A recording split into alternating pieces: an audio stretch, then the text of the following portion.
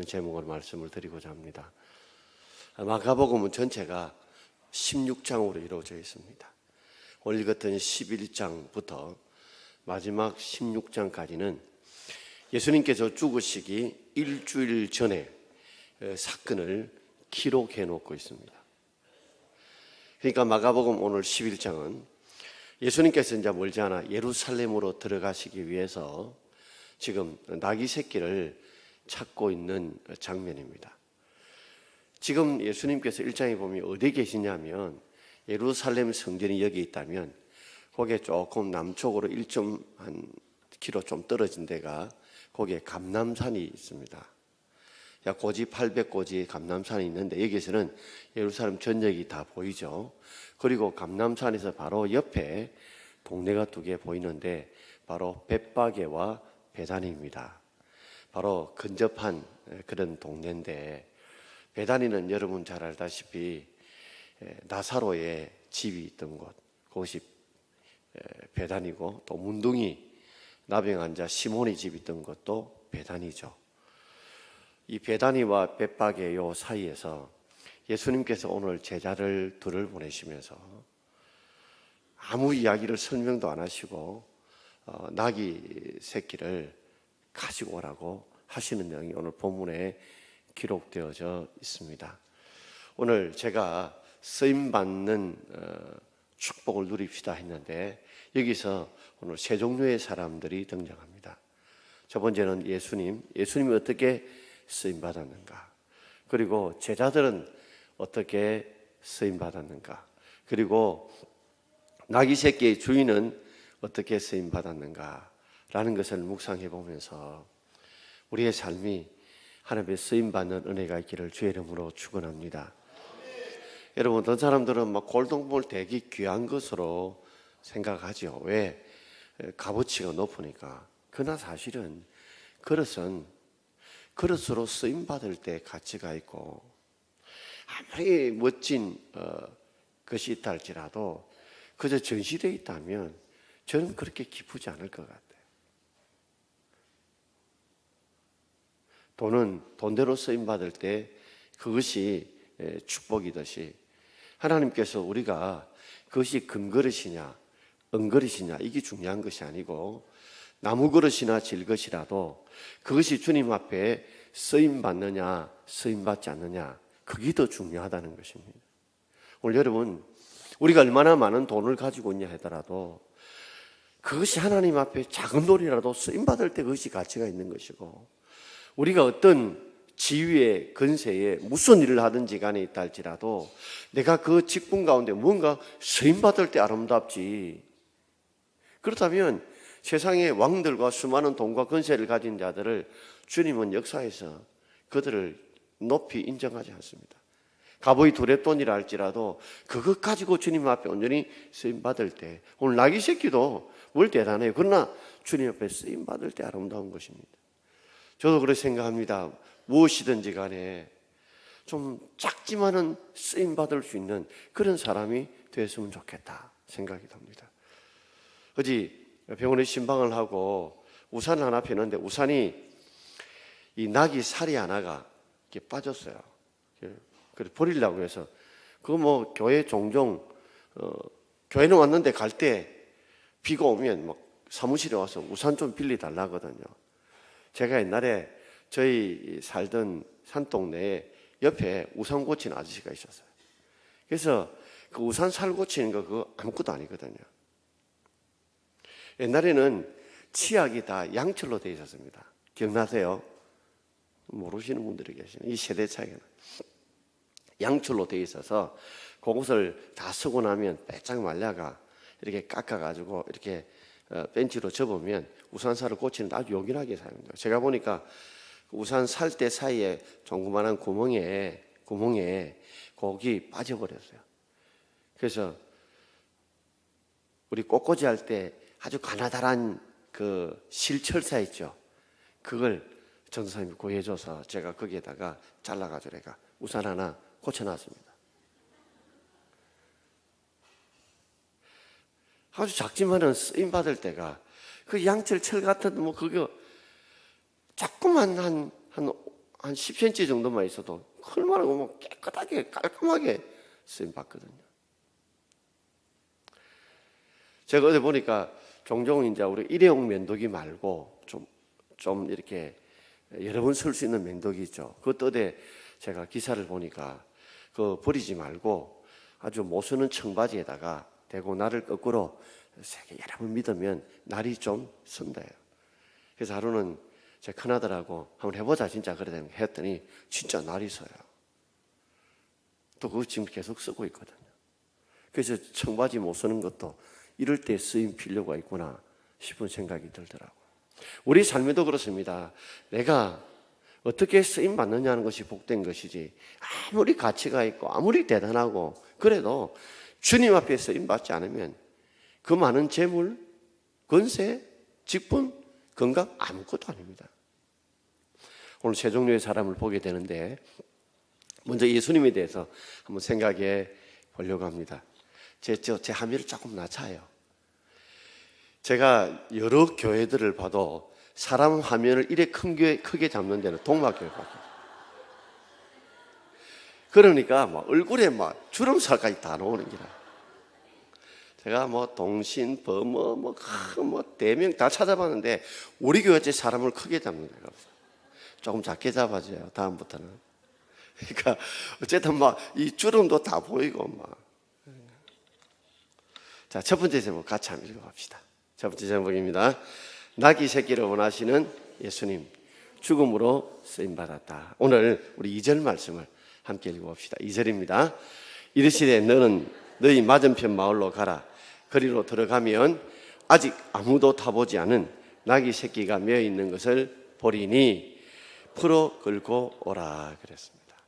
자, 맞은편 마을 벳박이 베나디의 고개에 맞은편 마을로 가서 거리로 가면 꼭 아직 아무도 타보지 못한 나귀 새끼가 메어 있을 것이다. 너희는 풀어가지고 오라 라고 예수님께서 제자 2명에게 말씀하셨습니다. 그런데 이 사실은 예수님께서 이미 태어나시기 500년 훨씬 전에 스가랴를 통해서 이미 예언되어진 내용입니다. 스가랴 9장 9절 말씀을 우리 함께 읽어봅시다. 보라, 내 왕이 내게 임하시나니 그는 공의로우시며 구원을 베푸시며 겸손하여서 나귀를 타시나니 나귀의 작은 것 곧 나귀 새끼니라. 아멘. 이 스가랴 선지자는 학계 선지자와 더불어서 성전, 스룹바벨 성전 1차 포로로 돌아오고 난 뒤에 성전을 세웠습니다. 시작을 했습니다.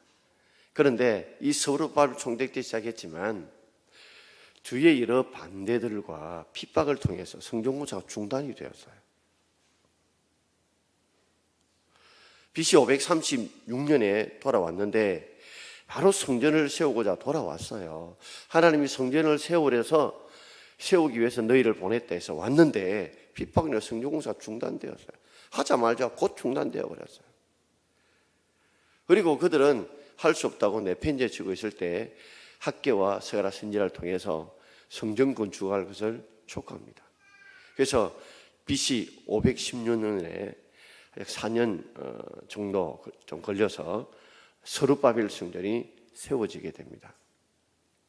그렇다면 스가랴 선지자는 언제냐면 BC 약 520년 전후에 활동했던 사람입니다.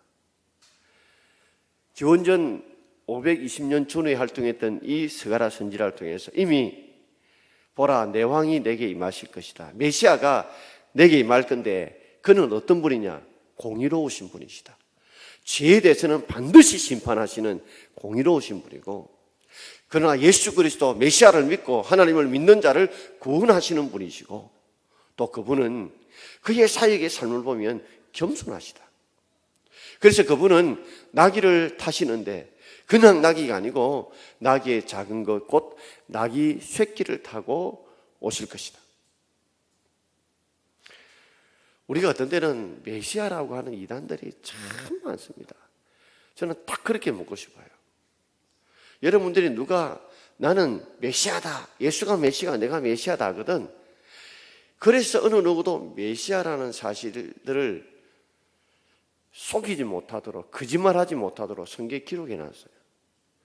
어느 곳에 태어나야 되고 어떻게 죽으셔야 되고, 또 그분은 오늘처럼 나귀 새끼를 타고 예루살렘 성에 들어오셔야 되는 이 구약에 예언되어진 메시아의 예언을 성취하는 그분이 메시아지.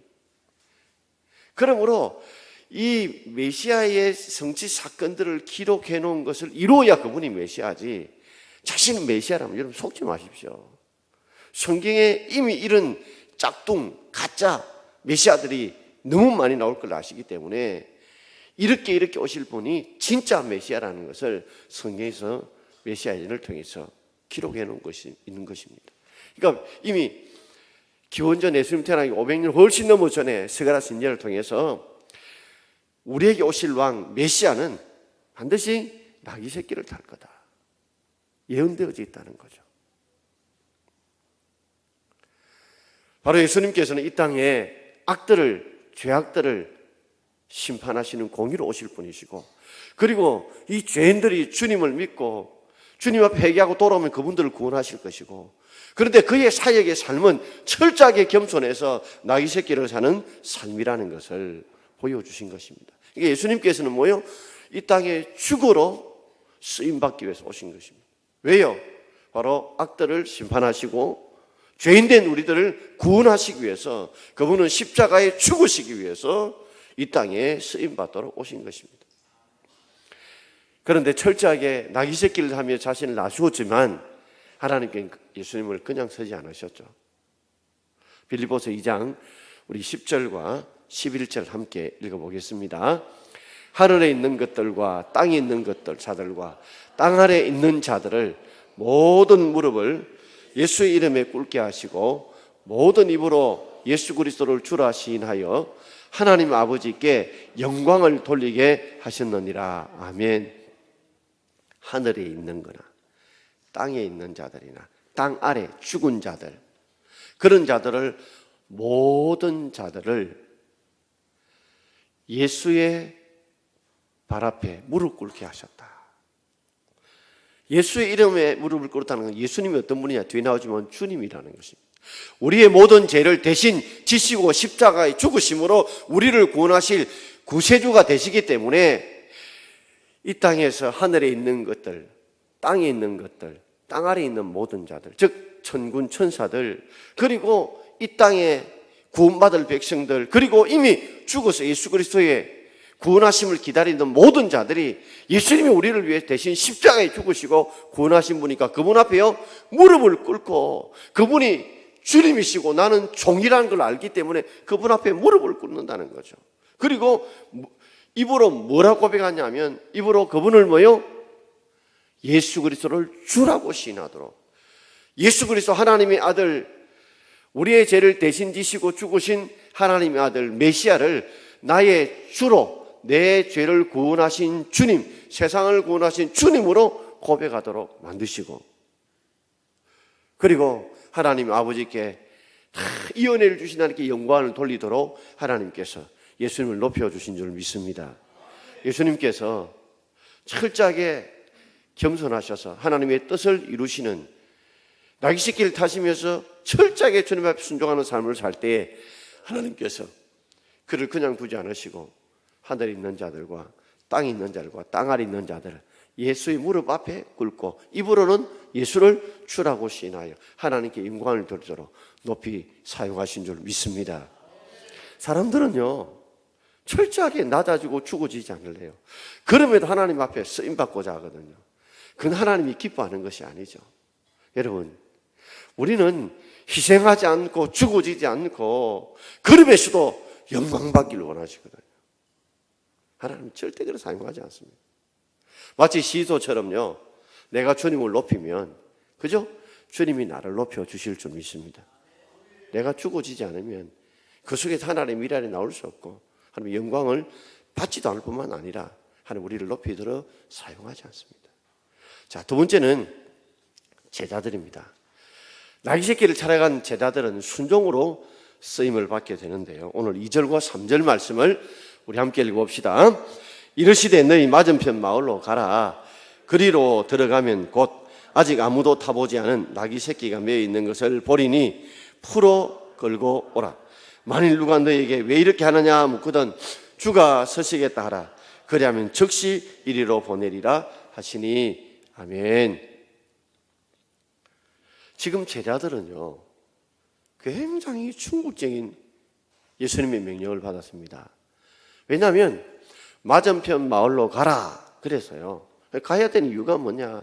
그리로 가면 아직 아무도 타보지 못한 나귀 새끼가 있을 것이다. 아니, 예수님 거기에 가보지도 않았는데, 그런데 어느 집인지도 제자들은 몰라요. 어느 집인지 모르지만 일단 가보라니까.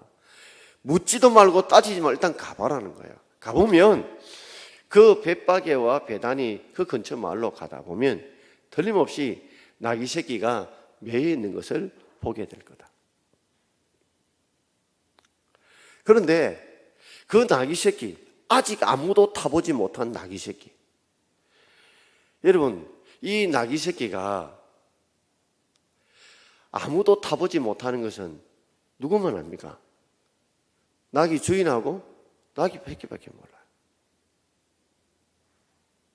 누가 압니까? 그런데 예수님은 그 중에 가보면 나귀 새끼를 깼는데 아직 아무도 타보지 못하는 나귀 새끼 딱 정해놓았거든요. 그냥 나귀 새끼를 가져오느라고 하는 거 아직 아무도 타보지 못한 나귀 새끼. 아니, 예수님께서 나귀 새끼 중에 아직 아무도 타보지 못한 나귀 새끼가 아시나? 벌써 의문이 들죠.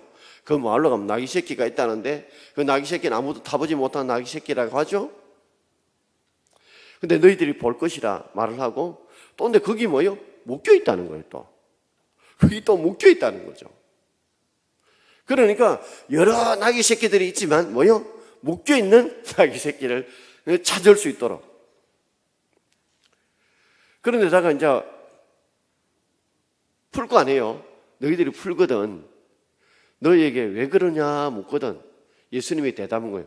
주가 서시겠다 하라. 예수님 여기서 주라고 이제 표현하기 시작합니다. 자신을. 내가 주인이다.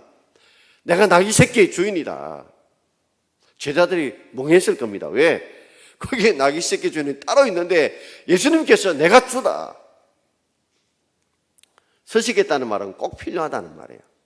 그러니까 제자들은 아니 왕으로 오신다는 스가랴 9장 9절은 왕으로 오시면 사실 말을 타야 되고 좀 부족하면 나귀를 타야 되는데 왕으로 오신 예수님께서 메시아께서 나귀 새끼를 타거든요. 근데 제자들은 왜 하필 나귀 새끼를 타야 되는지 이유도 모릅니다. 예수님 말씀도 안 해요. 그런데도 주가 서시겠다 하라. 그러면 주인이 즉시 그것을 풀어줄 것이고 너희는 이리로 가지고 오면 된다. 아니 돈을 좀 주든지 아니면 돈이 없으면 차용증서를 좀 쓰고 가져오라든지 뭐 그렇게 해야 되는데 여러분 나귀 새끼가 비쌉니다. 송아지가 비싸잖아요. 나귀 새끼가 비싸요. 만약에 여러분 우리 쉽게 생각합시다. 자전거는 아니고 세발 자전거 좀 돼요. 자전거 되는데 예수님 저 세발 자전거 묶여있는 거 보고 가져오는데 누가 세발 왜 들고 갑니까? 주가 서시겠다 하라. 그러면 주겠나? 벌써 의문이 안 듭니까? 제만 의문이 듭니까? 정말 하나하나 시키는 것들이 다 수수께끼예요. 너무 황당해요. 거기에 있다는 것. 그리고 아무도 타보지 못했대. 또 매여 있다 하죠. 그럼 뭐 돈을 좀 주든지, 뭐 차용증서를 써주든지 그래야 될 건데 그것도 없이 뭐 주가 서시겠다 하라. 그러면 주인이 풀어주겠다는 거예요. 제자들이 두 명이 생각해 볼 때 논리적으로, 이론적으로, 상식적으로 볼 때 도저히 따를 수 없는 명령이에요. 그런데 어떻게 합니까? 제자들이 오늘 4절하고 6절하고 함께 읽어보겠습니다. 4절, 6절입니다. 제자들이 가서 본즉 나귀 새끼가 문 앞 거리에 매여 있는지라 그것을 푸니 제자들이 예수께 이르신 대로 말한대 이에 허락하는지라. 아멘. 제자 2명이 가서 보니까 가서 딱 가봤어요. 에이 설마 있겠나? 아이고 가서 봐라 하니까 진짜 가봤어요. 가봤더니 그 가운데 뭐요? 나귀 새끼가 문 앞 거리에 매여 있었어요. 와 진짜네. 와 진짜네. 진짜 매여 있네. 나귀 새끼네. 그리고 그러다 보니까 그것들이 겁도 없이 제자들이 겁도 없이 그걸 또 풀었어요. 옆에 있는 사람이 그거 왜 풀었냐? 뭐 쓰려고 하느냐? 물을 때 제자들이 다른 말 했습니다. 뭐랬어요? 5절에 보면 주가 서시겠다 하라. 시키는 대로 그냥 주가 서시겠다. 네 주가 누군데? 뭐하는 사람인데? 분명히 물을 강해요.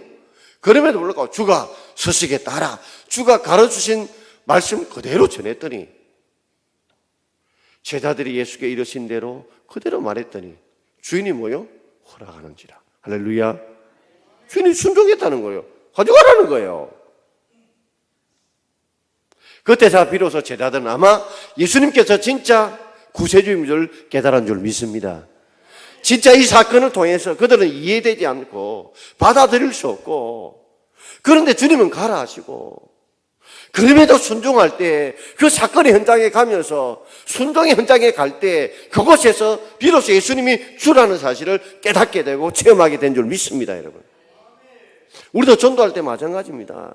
하나님 우리 속에 성령이 감동을 주시고 은혜를 주실 때가 있어요.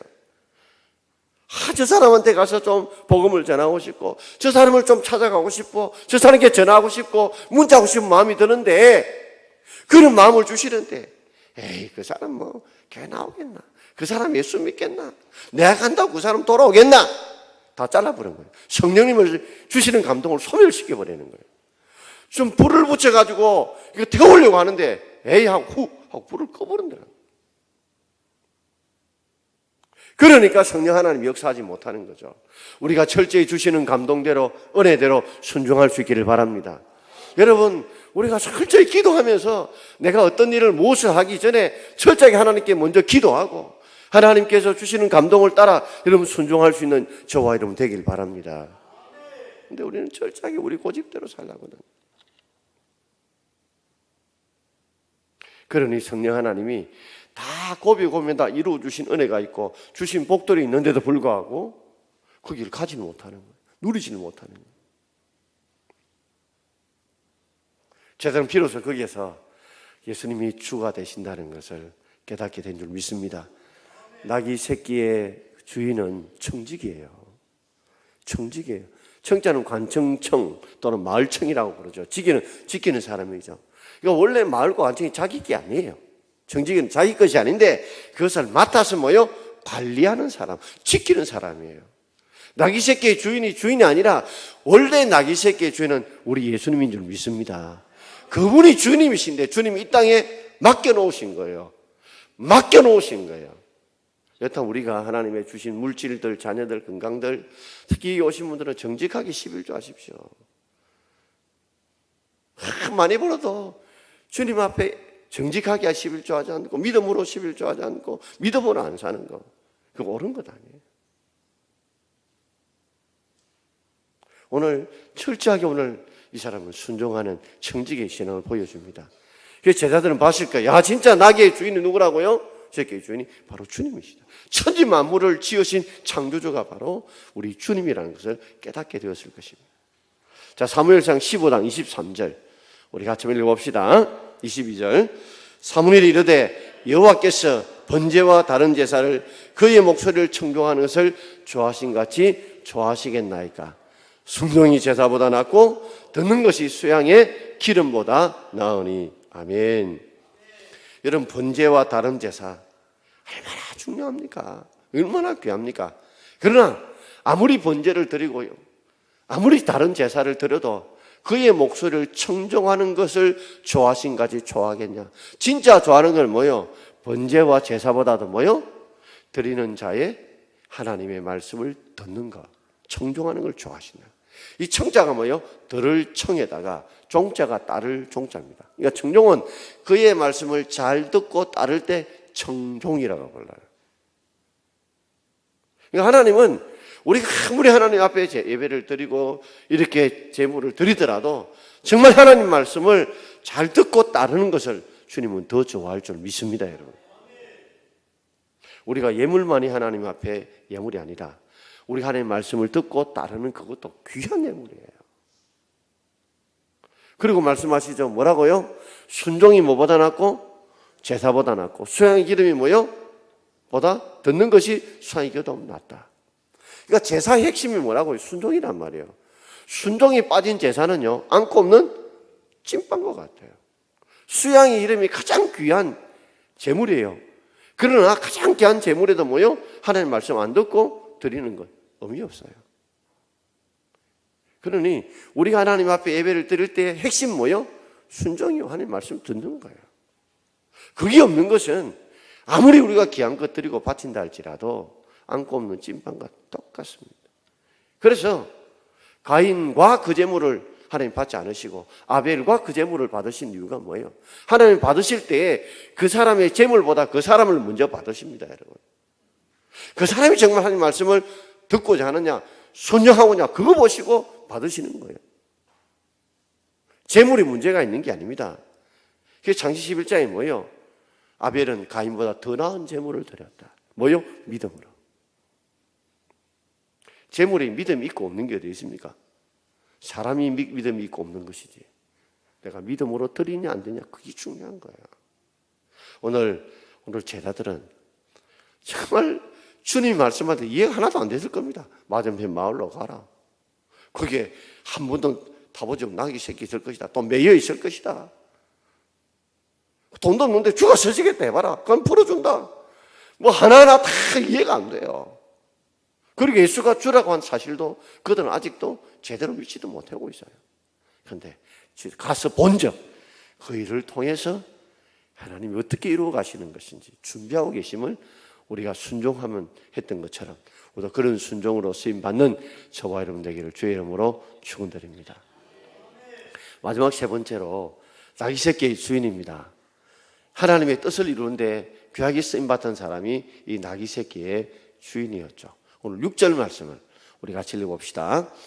6절입니다. 제자들이 예수의 이르신 대로 말한대 이에 허락하신지라. 그러니까 나귀새끼의 주인이 주가 서시겠다는 제자의 말을 듣고 두 말도 하지 않고 오케이 하고 허락해 줬어요. 나귀새끼를 보내줬단 말이에요. 자, 그 전에 어떤 일이 있어요? 4절. 우리 아까 읽었던 4절도 한번 읽어봅시다. 자들이 가서 본적 그 나귀새끼가 문 앞거리에 매 있는지라 그것을 푸니. 매여 있는 것, 그걸 풀어야 쓰임 받습니다. 내가 세상과 꽉 매여 있잖아요. 붙들고 있잖아요. 이건 내가 풀어줘야 돼요. 내가 풀어야 하나님 앞에 쓰임 받습니다. 나는 나귀새끼를 통해서 하나님 앞에 쓰임 받고 싶은데 내가 묶어놓고 풀지 않으면 쓰임 받을 수가 없어요. 어떤 분이 이 구절을 통해서 은혜를 받았대요. 그분이 병에 걸렸는데 기도하면서 이 말씀을 읽는 순간 이런 은혜가 자기에게 임하더라는 거예요. 하나님, 내가 쓰임 받고 싶습니다. 쓰임 받고 싶습니다 하니까 그 기도하는 중에 그 병에 걸린 분에게 이렇게 하나님이 감동을 주더라는 거예요. 뭐라고 감동 주냐면 너 묶고 있는 거 네가 풀어. 네가 꼭 붙잡고 있는 거 풀어. 그래야 쓰임 받을 거 아니냐. 그래서 그가 하나님 앞에 자신이 가지고 있던 물질도 드리고 시간도 드리고 바쳤더니 묶은 걸 풀었더니 하나님이 그의 병을 치유하시는 쓰임 받도록 하나님 역사해 주시더라는 겁니다. 오늘 우리의 삶에도 주님 앞에 우리가 묶고 있는 걸 이거요 풀어야 쓰임 받습니다. 꽉 붙들고 있으면 그 쓰임 받을 수가 없잖아요. 그럼 뭘 붙들고 계세요? 돈을 붙들고 계시고 내 사업을 붙들고 계시고 내 고집을 붙들고 내 생각을 붙들고 이거 풀어야 돼요. 풀어야 돼요. 풀어야 하나님이 여러분을 더 크게 사용하실 줄 믿습니다.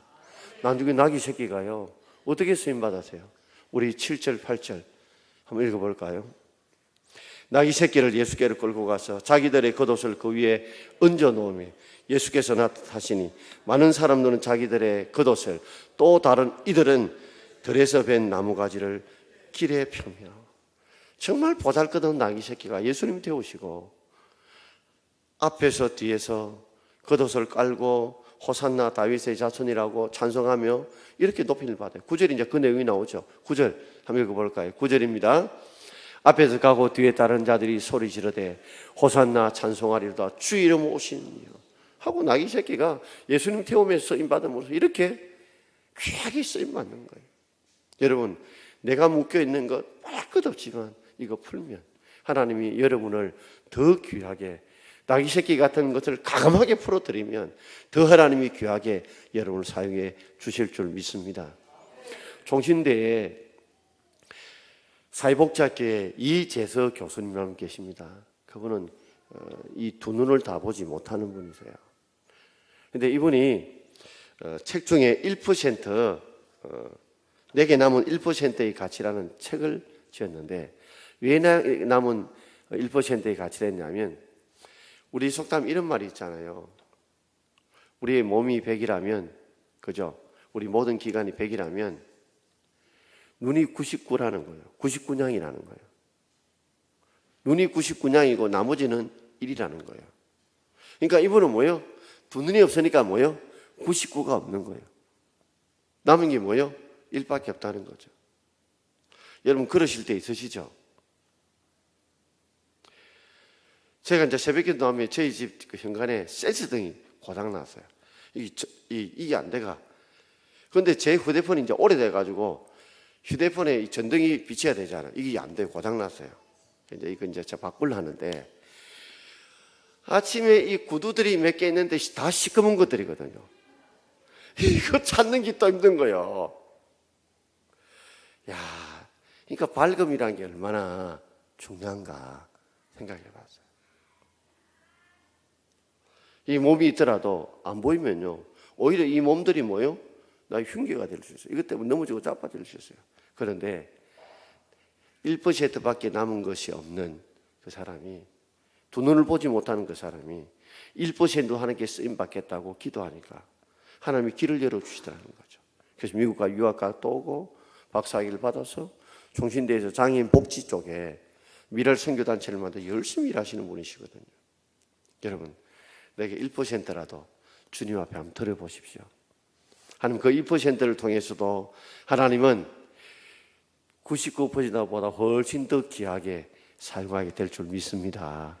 오늘 우리 예수님을 보면서 왕으로 오신 그 예수님이 친히 나귀 새끼를 타시고 자신을 철저하게 죽음으로 희생하심으로 크게 쓰임 받으시고, 제자들은 도저히 이해할 수 없는 일들이지만 어쨌든 주님이 가보라는 대로 가봤더니, 하라고 말한 대로 해봤더니 나귀 새끼를 가져옴으로써 순종함으로 쓰임 받았죠. 그 나귀 새끼는 또 주인이 풀어줌으로써 하나님의 뜻을 이루도록 쓰임 받았죠. 나귀는 또 뭐예요? 예수님을 태우심으로 호산나 다윗의 자손으로 칭찬받고 찬양받는 일에 쓰임 받았죠. 여러분, 우리의 작은 것이라도 하나님 앞에 쓰임 받기를 바랍니다. 우리 전도할 때 입술 하나라도, 말 하나라도, 떡 하나라도, 어떤 과자 하나라도 어떻게 하면 주님 앞에 쓰임 받아 볼까? 그런 마음으로 우리 주님 앞에 나아갈 수 있는 저와 여러분 되기를 주의 이름으로 축원드립니다. 우리 한번 찬송 부르고 우리 기도하기를 원합니다. 아버지, 당신의 마음이 있는 곳에 나의 마음이 있기를 원해요. 아버지, 당신의 눈물이 고인 곳에